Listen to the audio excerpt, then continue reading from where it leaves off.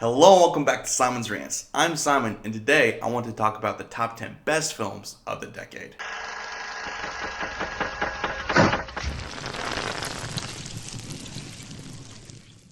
It's hard enough to make a top 10 list for a specific year. Making one for a whole decade, you're cutting out a bunch of really good movies. You might have 100 movies you're all vying for one spot on this list. But in the end, I could only pick 10 for each decade. So I hope you guys like the list, but keep in mind, they're not going to be perfect. I'm going to disagree with you on some things, and I haven't even seen every movie to ever come out, ever. I'm sorry. I might just have missed it. I've watched a lot of movies recently, guys. I'm sorry. I tried to get them all, I just couldn't. So please don't hate me, just leave your top 10 list in the comments below and we can talk about it there. And also please like and share, that helps me out a lot, and if you're new here, subscribe. But that's enough for me. Let's get to this list. Number 10.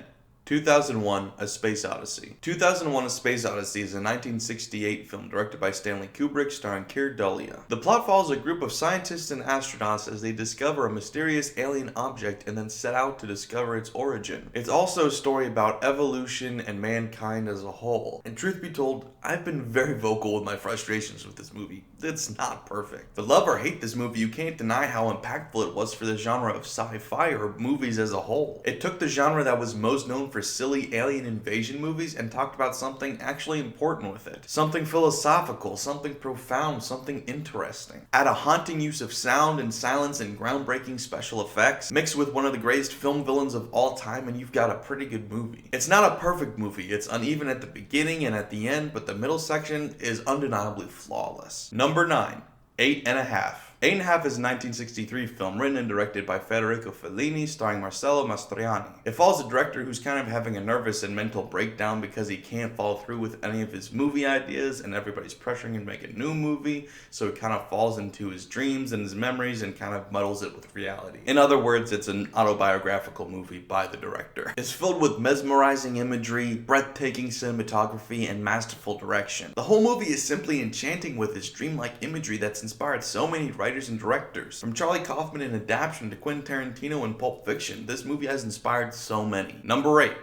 The Trial. The Trial is a 1962 film directed by Orson Welles and starring Anthony Perkins. The plot revolves around a man who's suddenly awoken to find that he's been arrested and put on trial, but he's never made aware of who's accusing him or what he's being accused for. And the whole movie is written, directed, and edited to appear like a nightmare. It's just haunting. And as you may have been able to tell from the subject matter, this is a political commentary that comes across as if Ayn Rand had written Alice in Wonderland for adults. It's just a phenomenal story. Add in Orson Welles' masterful directing style and some uncomfortable imagery, and this movie is amazing. Number 7. The Sound of Music. The Sound of Music is a 1965 film directed by Robert Weiss starring Julie Andrews and Christopher Plummer. The movie follows a woman as she leaves a convent to become the governess of the 7 children of an ex-naval officer and widower in Austria. She teaches the children how to sing and how to play, and she teaches the father and ultimately herself how to love again. Oh, and this all happens around the time that Nazi Germany invades Austria, so that's fun. This movie's got great singing, it's got great acting, and it's got great song numbers that everybody knows, even if they've never even seen the movie. And Julie Andrews is just simply fantastic. This movie is great. Number 6.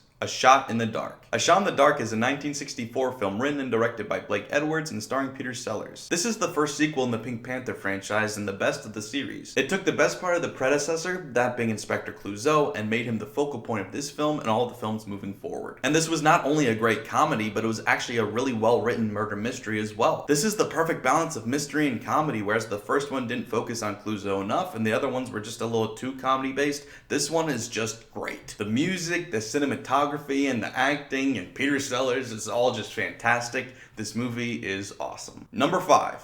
Cool Hand Luke. Cool Hand Luke is a 1967 film directed by Stuart Rosenberg starring Paul Newman. The plot of this film revolves around a man who's serving his sentence in jail but refuses to conform. He doesn't view himself as a hero, he doesn't view himself as a villain, he just views himself as a man trying to make his way through life. And I think you could debate for hours what this movie's meaning is. There's so much in this movie that you don't normally get from a prison movie. I honestly don't know what the intended meaning of this movie is. I've thought of many ideas, but I don't actually know. But even if this movie didn't have some deeper meaning on a philosophical level, it would just be great just based off the fact that Paul Newman is amazing in this movie. It's got great acting and great dialogue, and the story, whether it has a deeper meaning or not, is fascinating. This movie's just honestly great, and I can't communicate it any better than that. Number 4.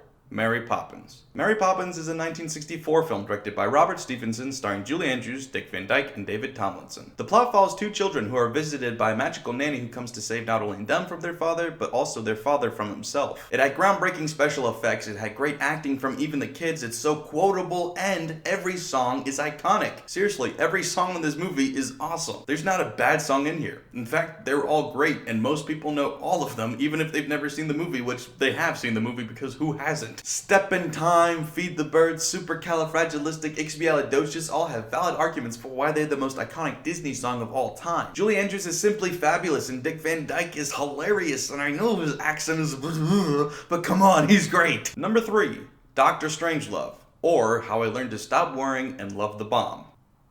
That's a title.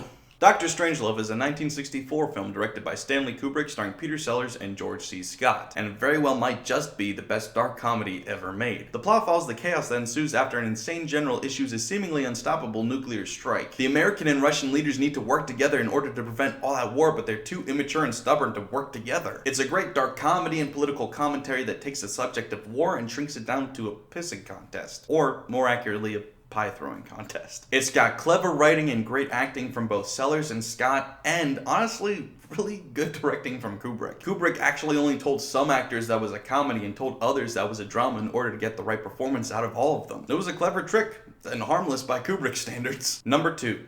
Last Year at Marienbad. Last Year at Marienbad is a 1961 film directed by Elaine Reyne, starring Delphine Seyrig and Giorgio Albertazzi.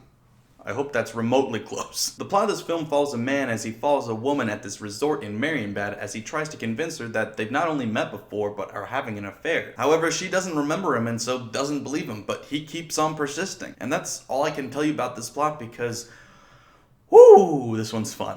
If you like movies that take multiple viewings to entirely understand, you're gonna love this. This is one of the best of those of all time. This movie is great. Not to mention the cinematography and the acting and the atmosphere and the imagery. It's all so great. It's very artistic, it's very French, it's very unique, and I love this movie. I'm upset that I've only just heard of it and seen it for the first time this year. This is one of the best movies ever made. I wish I could say more, but I'm afraid that I'd give something away by accident. This movie's just awesome. Please go see it. And the number 1 film for the 1960s is Psycho. Psycho is a 1960 film directed by Alfred Hitchcock starring Janet Leigh and Anthony Perkins. This movie strays slightly from the murder, mystery, thriller formula that we're so used to from Hitchcock and wanders over into horror. And the result was so iconic that this film is credited as the originator of the slasher genre. This film is amazing from the writing to the directing to the acting. Everything about this movie is flawless. It has one of the most iconic endings of all time, some of the greatest quotes of all time, and the pinnacle of monologues in horror history if you ask me. This was Hitchcock's last great masterpiece and his greatest film of all time in my opinion. In fact, many would argue that this is the greatest film of all time. So that's my list. I hope you guys liked it. I know most of you are going to disagree with me at least a little bit. This list is impossible to make. There's 100 movies that deserve to be on here, but I could only choose 10. So please leave a like, leave a comment, share it. If you're new here, please subscribe. Thanks for watching, guys. Bye.